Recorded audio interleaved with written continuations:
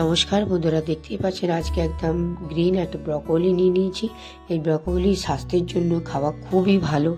আপনারা বিভিন্নভাবে হয়তো ব্রকোলি রান্না করে থাকবেন, কিন্তু একবার আমার এই রেসিপিটা ট্রাই করে দেখবেন।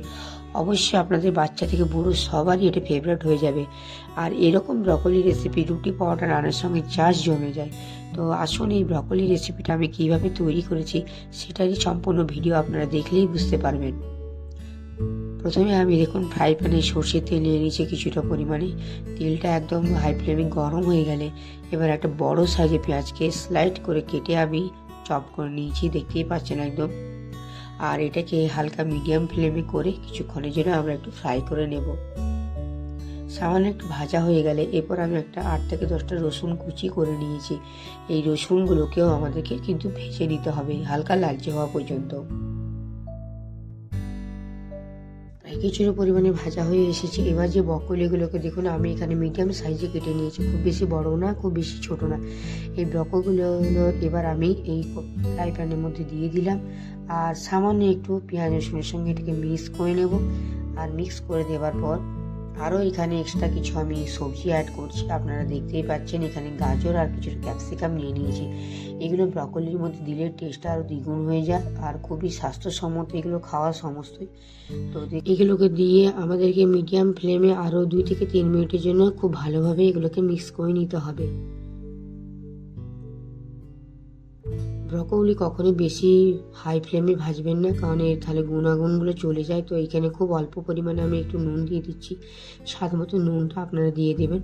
দেখুন এইভাবে আমি একটু মিডিয়াম ফ্লেমে কিন্তু ব্রকোলিগুলোকে হালকা তেলের মধ্যে ফ্রাই করে নিচ্ছি।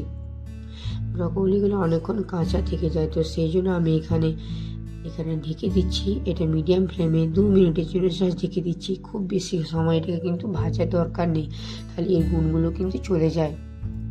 দেখুন এবার হালকা 2 মিনিট করার পর এটা দেখুন অনেকটাই সিদ্ধ হয়ে এসেছে, আর কোনো কিন্তু কাঁচা ভাব এর মধ্যে নেই। আর খুব ভালোভাবে মিশিয়ে নিচ্ছি। ঠিক নামাবার আগে আমরা কিন্তু এখানে আর কিছু দিচ্ছি না, আমি কিন্তু এখানে কোনো কাঁচা লঙ্কার ব্যবহার করিনি। আপনারা চাইলেই এখানে কাঁচা লঙ্কা ইউজ করতে পারেন, যেহেতু আমাদের বাচ্চা খাবে তো সেই জন্য আমি কাঁচা লঙ্কাটা স্কিপ করে দিচ্ছি। তার পরিবর্তে আমি এখানে দিয়ে দিচ্ছি কিছুটা সোয়া সস, আমি এখানে একটু অ্যাড করে দিলাম নামাবার আগে।